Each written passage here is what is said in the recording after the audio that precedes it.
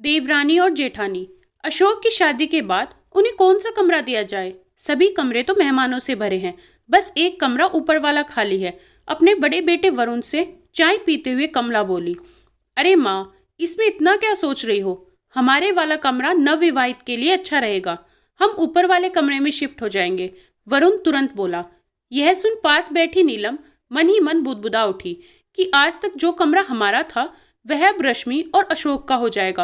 अब तो हद हो गई। वरुण ने एक बार मुझसे भी नहीं पूछा और कह दिया कि नवविवाहित के लिए यह अच्छा रहेगा। तो क्या 15 दिन पहले की हमारी शादी अब पुरानी हो गई। तभी ताई जी ने अपनी सलाह देते हुए कहा, वरुण, तुम अपना कमरा क्यों छोड़ते हो। ऊपर वाला कमरा अच्छा भला है, उसे लड़कियां सजा सवार देंगी। और हाँ, अपनी दुल्हन से भी तो पूछ लो, क्या वह अपना सुहाग कश छोड़ने को तैयार है। और फिर हल्के से मुस्कुरा दी। पर वरुण ने तो त्याग की मूर्ति बन झट से कह डाला, अरे इसमें पूछने वाली क्या बात है। ये नए दूल्हा दुल्हन होंगे और हम 15 दिन पुराने हो गए हैं। ये शब्द नीलम को उदास कर गए, पर गहमा गहमी में किसी का उसकी ओर ध्यान न गया। ससुराल की रीति अनुसार घर की बड़ी महिलाएं और नई बहू नीलम बारात में नहीं गए थे। अतः की बारात वापसी पर दुल्हन को देखने की बेसब्री हो रही थी। गहनों से लदी छमछम करती रश्मि ने अशोक के संग जैसे ही घर में प्रवेश किया, वैसे ही कई स्वर उभर उठे। वाह, कितनी सुंदर जोड़ी है, कैसी दूध सी उजली बहू है। अशोक की तो यही इच्छा थी कि लड़की चांद सी उजली हो। बुआ सास दूल्हा दुल्हन पर रुपए वारते हुए बोली। नीलम चुपचाप एक तरफ खड़ी देख सुन रही थी। तभी कमला ने नीलम को नेक वाली थाली लाने को कहा और इसी बीच कंगन खुलाई की रस्म की तैयारी होने लगी। महिलाओं की हंसी ठिठोली और ठहाके गूंज रहे थे, पर नीलम अपनी कंगन खुलाई की यादों में खो गई। फूल और पानी भरी परात से जब नीलम ने 4 बार अंगूठी ढूंढ निकाली, तब सभी ने ऐलान कर डाला, भाई अब तो नीलम ही राज करेगी और वरुण इसका दीवाना बना घूमेगा। पर नीलम तो वरुण का चेहरा देखने को भी तरसती रही। भाई की शादी की व्यवस्था व मेहमानों दोस्तों की गहमा गहमी में नीलम का ध्यान ही नहीं आया। नीलम के सपने मन में उदासी भर देते। फिर भी नीलम सबके सामने मुस्कुराती बैठी रहती। शाम 4 बजे रितु ने आवाज लगाई, जिसे भी चाय पीनी हो वह जल्दी से यहाँ आ जाए, मैं दोबारा चाय नहीं बनाऊंगी। ला, मुझे एक कप चाय पकड़ा दे, फिर बाहर काम से जाना है, वरुण ने भीतर आते हुए कहा। ठहरो भाई, पहले एक बात बताओ, वह आपके हस्तविज्ञान व दावे का क्या रहा, जब आपने कहा था कि मेरी दुल्हन एकदम गोरी चिट्टी होगी। यह बात तो अशोक भाई पर फिट हो गई, कह रितु जोर जोर से हंसने लगी। अच्छा, एक बात बता, मन का लड्डू खाने में कोई बंदिश है क्या, वरुण ने हंसते हुए कहा। तभी ताई सास ने अपनी बेटी रितु को डपट दिया, यह क्या बेहुदगी है, नई नवेली बहुएं हैं, सोच समझकर बोलना चाहिए। और वरुण, तेरी भी मति मारी गई है क्या, जो बेकार की बातों में समय बर्बाद कर रहा है। शादी के बाद अशोक और रश्मि हनीमून पर गोवा चले गए, ताकि अधिकतम समय एक दूसरे के साथ व्यतीत कर सकें, क्योंकि कुछ ही दिनों के बाद अशोक को अमेरिका लौटना था। रश्मि तो पासपोर्ट और वीजा लगने के बाद ही जा पाएगी। हनीमून पर जाने का प्रबंध वरुण ने ही किया था। ये सब बातें नीलम को पिछले दिन रितु ने बताई थी।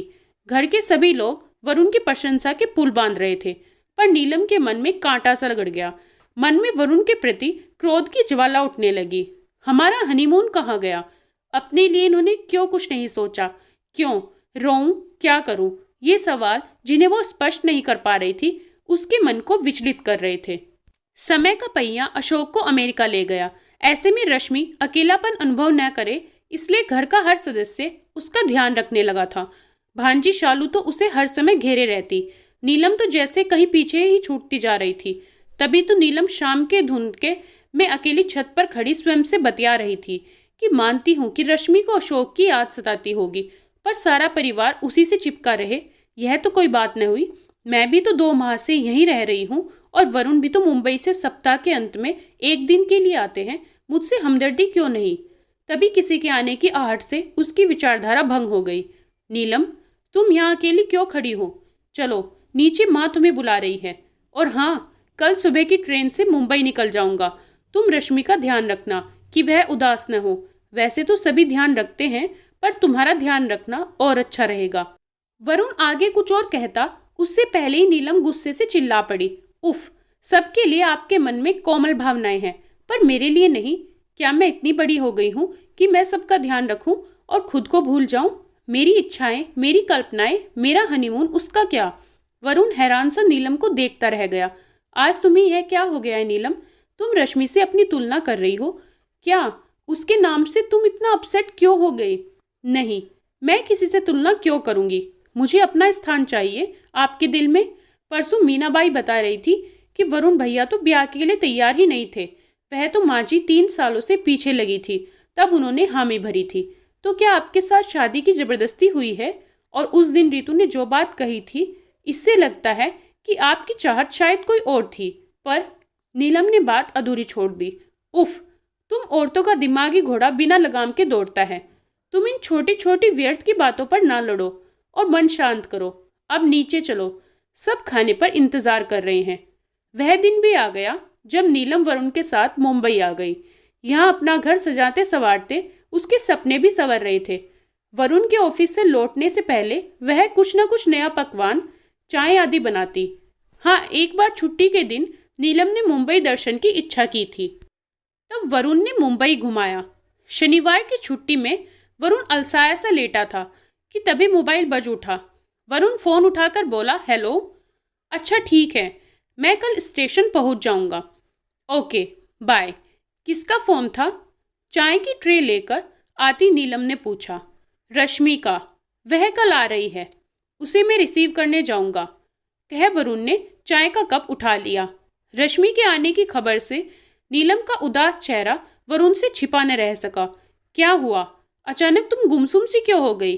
वरुण ने उसकी ओर देखते हुए पूछा। अभी दिन ही कितने हुए हैं हमें साथ समय बिताते कि? अरे यार, उसके आने से रौनक हो जाएगी। कितना हंसती बोलती है। तुम्हारा भी पूरा दिन मन लगा रहेगा। सारा दिन अकेले बोर होती हो। नीलम की बात बीच में ही काटते हुए वरुण ने कहा। नीलम चुपचाप चाय की ट्रे उठाकर रसोई की ओर बढ़ गई। फिर वही रश्मि, क्या वह अपने मायके या ससुराल में नहीं रह सकती थी कुछ महीने? फिर चली आ रही है दाल भात में मुसलचंद। खैर, मुस्कुराहट तो ओढ़नी ही होगी, वरना वरुण न जाने क्या सोचने लगे। मन ही मन सोच नीलम नाश्ते की तैयारी करने लगी। छुट्टी के दिन वरुण रश्मि और नीलम को एक मॉल में ले गया। वहां की चहल पहल और भीड़ का कोई छोर ही न था। रश्मि की खुशी देखते ही बन रही थी। भाभी, आप तो बस जब मन आए यहीं चली आया करो, यहाँ शॉपिंग का मजा ही कुछ और है। नीलम की ओर देख उसने कहा। मुझे तो वरुण पहले कभी यहाँ लाए ही नहीं। यह सब तो तुम्हारे कारण हो रहा है, नीलम उदासी भरे स्वर से बोली। अच्छा? रश्मि का स्वर उत्साहित हो उठा। वहीं मॉल में खाना खाते हुए रश्मि की आंखें चमक रही थी। बोली, वाह, खाना कितना स्वादिष्ट है। इस पर वरुण ने हंसकर कहा, मुझे मालूम था कि रश्मि तुम एंजॉय करोगी, तभी तो यहाँ लंच लेने की सोची। और मैं? नीलम ने वरुण से पूछ ही लिया। अरे, तुम तो मेरी अर्धांगिनी हो। जो मुझे पसंद वही तुम्हें भी पसंद आता है। अब तक मैं यह तो जान ही गया हूँ, इसलिए तुम्हें भी यहाँ आना तो अच्छा ही लगा होगा। बुधवार की सुबह अखबार थामे रश्मि बोली, बिग बाजार में 50% की बचत पर सेल लगी है। भैया, मुझे 8,000 दे देंगे? 2,000 तो है मेरे पास। मैं और भाभी ड्रेसेस लाएंगी। ठीक है ना भाभी? अमेरिका में यही ड्रेसेस काम आ जाएंगी। हाँ हाँ, क्रेडिट कार्ड ले लेगी नीलम, दोनों शॉपिंग कर लेना। नीलम वरुण को मुंह बाए खड़ी देखती रह गई कि क्या ये वही वरुण है जिन्होंने कहा था कि पहले शादी में मिली ड्रेसेस को यूज करो फिर नहीं खरीदना। तो क्या रश्मि को ड्रेसेस का ढेर नहीं मिला है शादी में? ये छोटी बड़ी बातें नीलम का मन कड़वाहट से भरती जा रही थी। उस दिन तो नीलम का मन जोर से चिल्लाने चाहा था जब रश्मि बिस्तर में सुबह 9 बजे तक चैन की नींद ले रही थी और वह रसोई में लगी हुई थी। तभी वरुण ने रश्मि को चाय देकर जगाने को कह दिया। वह जानती थी कि वरुण को देर तक बिस्तर में पड़े रहना पसंद नहीं। फिर रश्मि से कुछ भी क्यों नहीं कहा जाता। मन में उठता विचारों का ज्वार। फिर तभी चाय उफनने की आवाज उसे वर्तमान में ले आई। मैं आज और अभी वरुण से पूछकर ही रहूंगी, सोच नीलम अरुण के पास जा खड़ी हुई। क्या बात है, कोई काम है क्या? वरुण ने पूछा। क्या मैं जबरदस्ती आपके गले मड़ी हुई हूँ? क्या मुझसे कोई अच्छाई नहीं है? वरुण हैरान सा खड़ा रहा, पर नीलम बोलती रही। हर समय बस रश्मि मुझसे तो परंपरा निभाने की बात करते रहे और इसका बिंदासपन अच्छा लगता है। आखिर क्यों? नीलम का चेहरा लाल होने के साथ साथ आंसुओं से भी भीग चला था। तुम्हारा तो दिमाग खराब हो गया है। तुम्हारे मन में इतनी जलन ईर्ष्या कहाँ से आ गई? रश्मि के नाम से चिढ़ क्यों हो रही हो? देवरानी तो छोटी बहन जैसी होती हैं और तुम तो न जाने। बस फिर शुरू हो गया मेरे लिए आपका प्रवचन। उसकी हर बात गुणों से भरी होती है और मेरी बुराई से। कह पांव पटकते नीलम अपने कमरे में चली गई। वरुण बिना नाश्ता किए वह लंच टिफिन लिए ऑफिस चला गया। उस दिन नीलम को माइग्रेन का अटैक पड़ गया। सिर दर्द धीरे धीरे बढ़ता उसकी सहन शक्ति से बाहर हो गया। उल्टियों के साथ साथ चक्कर भी आ रहा था। रश्मि ने मेडिकल किट छान मारी पर दर्द की कोई गोली नहीं मिली। उससे वरुण को फोन किया तो सेक्रेटरी ने बताया कि वे मीटिंग में व्यस्त हैं। इधर नीलम अपना सिर पकड़े रोए जा रही थी। तभी रश्मि ऑटो द्वारा मेडिकल स्टोर से दर्द की दवा ले आई और नीलम को दवा खिलाई। माथे पर बाम मल कर धीरे धीरे सिर माथे को तब तक दबाती रही जब तक नीलम को नींद नहीं आ गई। करीब 2 घंटे बाद नीलम की आंख खुली। तबीयत में काफी सुधार था। सिर हल्का लग रहा था। उसने उठकर इधर उधर नजर दौड़ाई तो देखा रश्मि 2 कप चाय व स्नैक्स लेकर आ रही है। अरे भाभी, आप उठो नहीं, यह लो चाय और कुछ खा लो। शाम के खाने की चिंता मत करना, मैं बना लूंगी। हाँ, आप जैसा तो नहीं बना पाऊंगी पर ठीक ठाक बना लूंगी, कह उसने चाय का प्याला नीलम को थमा दिया। नीलम रश्मि के इस व्यवहार को देख उसे ठगी सी देखती रह गई। क्या हुआ भाभी? मुझे माफ कर दो रश्मि, मैंने तो मालूम न क्या क्या सोच लिया था। तुम्हें प्रतिद्वंदी के रूप में देख रही थी। और नहीं नहीं भाभी, और कुछ मत कहिए आप। अब मैं आपसे कुछ भी नहीं छुपाऊंगी। सच में ही मुझे अपने रंग रूप पर अभिमान रहा है। मुझ में इतना धैर्य नहीं जितना आप में है, इसलिए मैं आपको चिढ़ाने के लिए अपने में व्यस्त रही।